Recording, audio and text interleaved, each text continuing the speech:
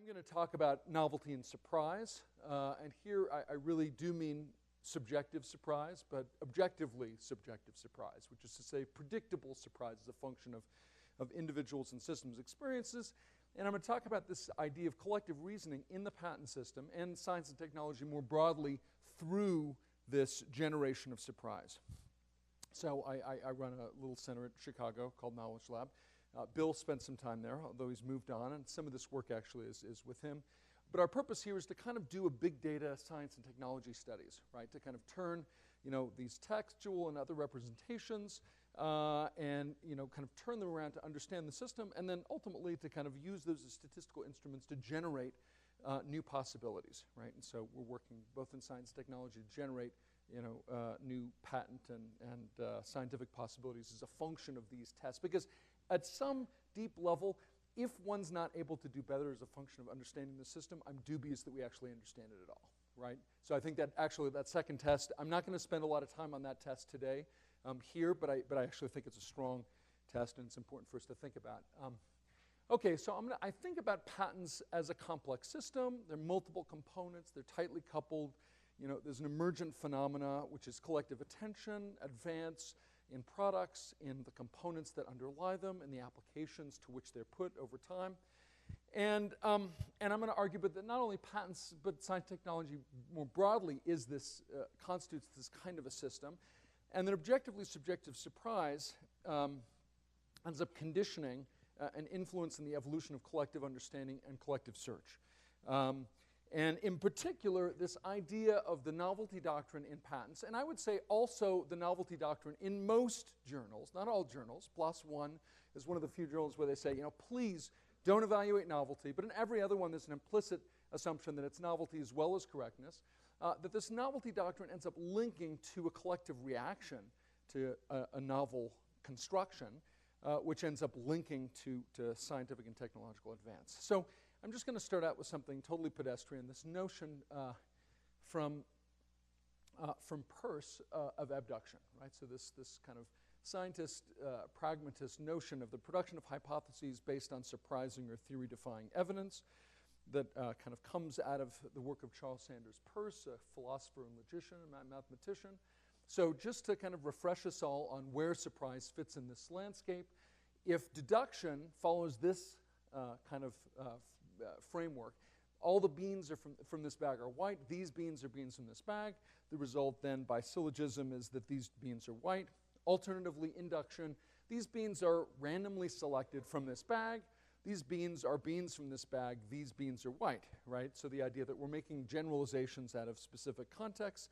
Hypothesis or abduction is this idea that all beans from this bag are white, these beans are oddly or surprisingly white as a function of some experiences that I have. These beans are from this bag. I generate a theory that links the two otherwise unlinked propositions as a function of a resolution of that surprise into something that's unsurprising, right? And so the structure is the surprising fact C is observed, but if A were the case, C would be a matter of course.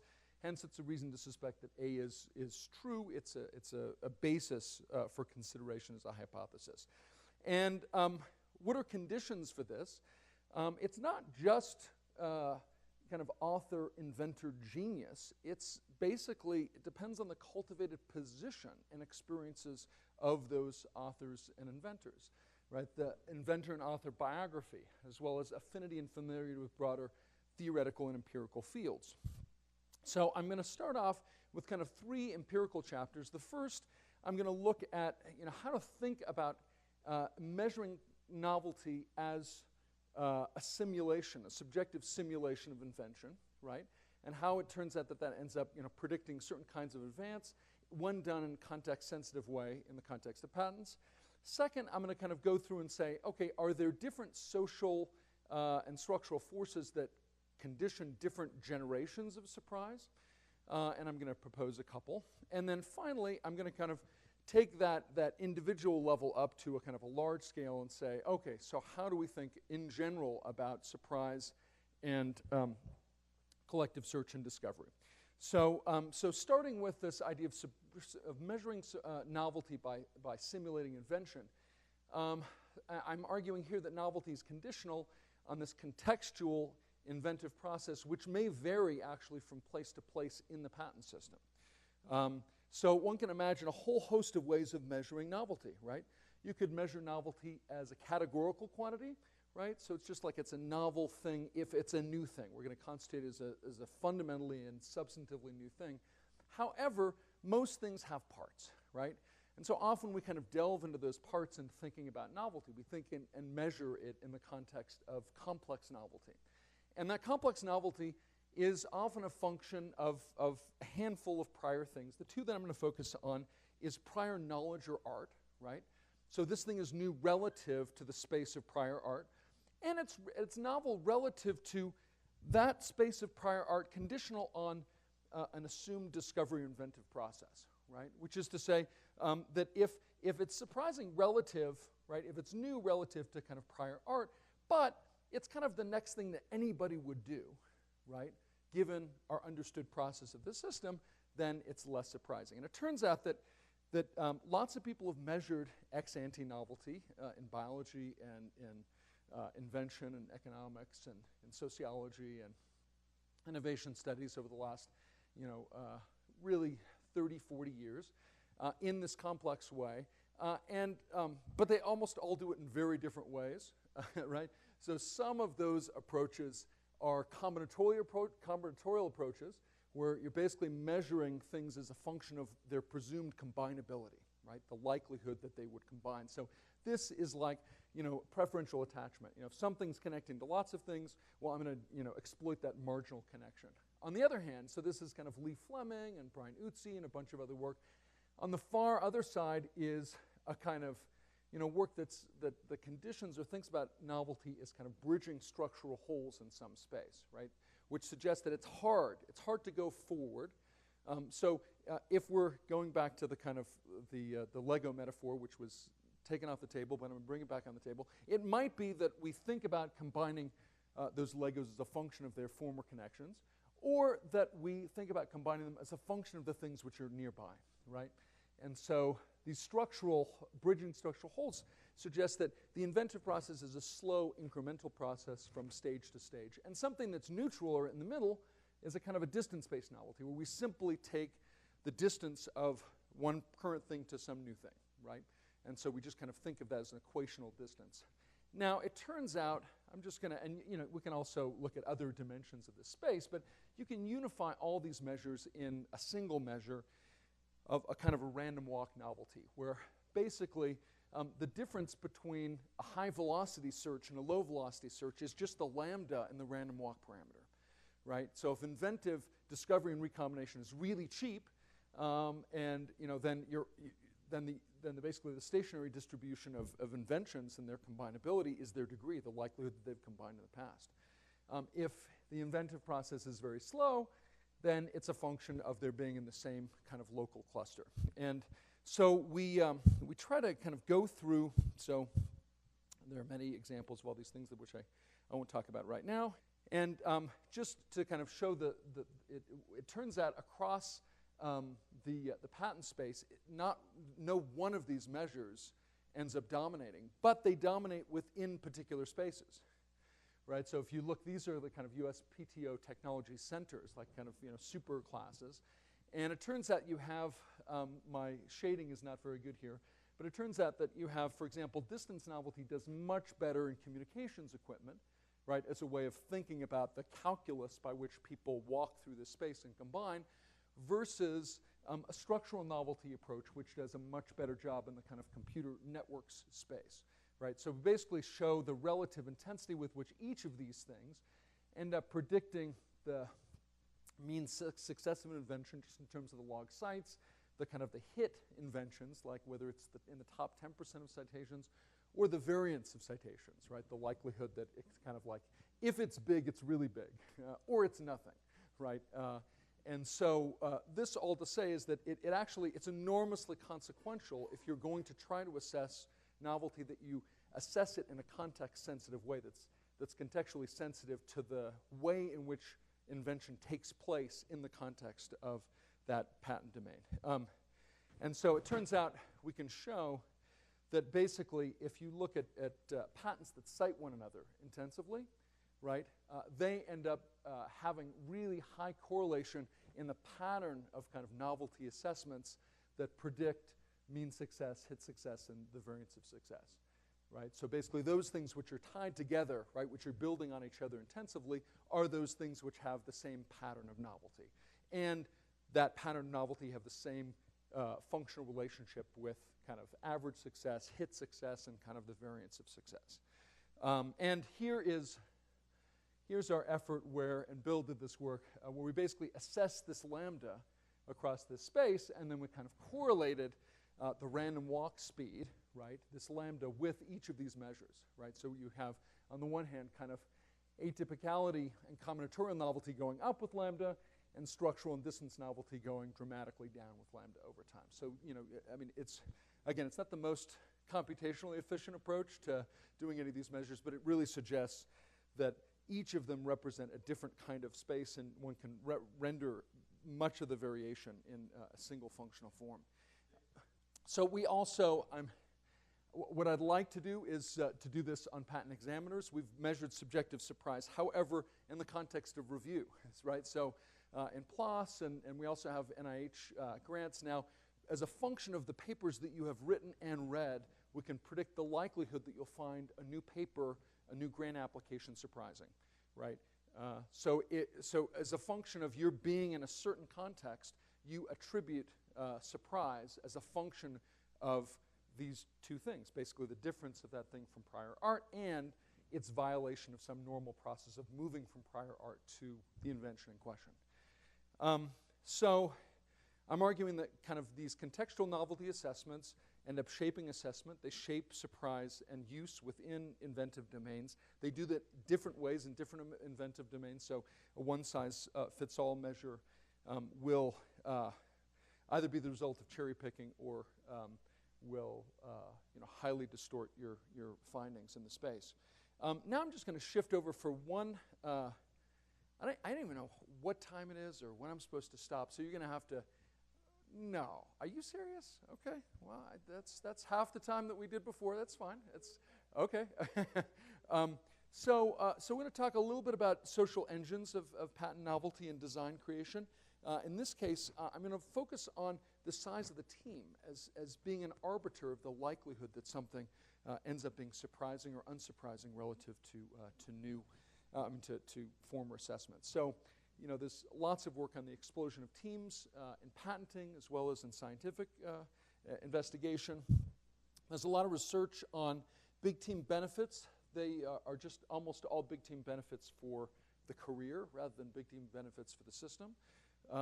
And so we're going to just explore something as simple as just the graduated effect of team size on invention and technology. And so we're going to kind of argue, I'm not going to go through this background research, but I will say that there are large inventive groups. I actually love, so LIGO is the experiment that won this last year's Physics Nobel Prize. And it is a wonderful experiment. It's probably the most conservative experiment of all time. There's 1,069 authors on the paper. Not only did they kind of like validate a hypothesis from 101 years prior, but they actually tied themselves to the mast and said, we're going to calibrate this experiment for 25 years until we find only a validation of general relativity, which is to say if we find anything other than a validation of general relativity, we're going to consider it a miscalibration of the instrument, right? So it's the least, so it's wonderful science, but it's enormously conservative. I can't think of a more conservative experiment. So we're going to measure, in this case, disruption, and we can do it as a function of a bunch of different things. In this case, we're going to take an ex post rather than ex ante measure. So we're going to measure the likelihood that the thing that your group creates eclipses the thing that it built upon, right? And so it turns out so here's something that's highly destabilizing, right? And here's something that's highly stabilizing or consolidating. You kind of come out with a thing, everybody cites you, and it's like advertising for the things that you worked before. Whereas here, maybe the motherboard, kind of cites the transistor, but people are just using that motherboard. It's a new component, it's a novel component that has its own functional use in this space. And so you can look at this in the context of a bunch of meaningful inventions. You can look at it as we did here in the context of a number of significant papers and identify that the same citations, right, end up having a very different kind of frequency spectra, which kind of reveals, in this case, the Bach et al. Paper, the complexity paper, the Sampao paper, end up almost all those papers just look to Bach et al. And not to any of its predecessors, whereas the Bose-Einstein condensation paper, I mean, it's a great paper, won the Nobel Prize, but almost all of these were advertisements for the theoretical work on the Bose-Einstein condensation. For those naysayers against citations, I am one of you. I have a piece that came out yesterday in PNAS, which basically tried to do a fully discursive version of cited influence, right, through text alone. And we're able to predict about 50% of citation influence. So there's this signal in citations despite the gaming. In fact, this is a way we actually are able to identify what the gaming is precisely. There's a statute of limitations on citations. You just cite things that that basically the authors can defend. So you're much less likely to cite things that influence you, that are old, that are from some distant journal, or that are from an author that just died. Anyway, so we look at this across USPTO, Web of Science, GitHub. We're looking at the connections between all these things because that's required for this measure of disruptiveness. And what we find is systematically in patents, articles, and software, an almost exponential decline in the number of authors or inventors from 1 to n, right, with respect to their relative disruption percentile. And the reason we capture the percentile, this really, in science, it's capturing like 85 to 90% of the entire variation in disruption, right? So there's a very different process going on in small inventive teams versus large inventive teams. It turns out it doesn't matter which slice of the distribution. This is the top 50%. You can look at the top, I'm saying the top 5%. It ends up, it's associated with a different search process. So smaller teams are looking at older things and less popular things. And it actually interacts with impact level. So basically, the more impactful something is, the more likely that the small teams will generate something which is disruptive, and the more likely that the large teams will generate something which is amplifying. Moreover, there's this interesting time distribution. This is the Sleeping Beauty Index, which shows that as you have large teams, they basically build on yesterday's hits on average, and all of their impact happens immediately and tails off. Whereas small teams end up not realizing their full potential until 5, 6, 7 years after the thing's published. And there are many other things. One, it turns out this effect is large enough that if you were to bet your inventive patent portfolio, so if you were to bet across a set of teams, that it actually flips if you were looking for impact at 20 years. Right? So basically, if you're betting on big teams at 5 years, at 10 years, in all levels of the frequency distribution, you end up doing better as a function of having more citations as a function of having large teams. 20 years, it all flips. Right? So in 20 years, it's much more likely that the things you bet on 20 years ago will actually have a higher impact in the space because of this effect. Right, it's like basically big teams are blockbuster movies. They hit the theater and then they're immediately kind of cut down. So anyway, so a final thought. Sorry, I'm really okay. So a final thought is so the idea is here. That there really is. It's a multiple equilibrium system.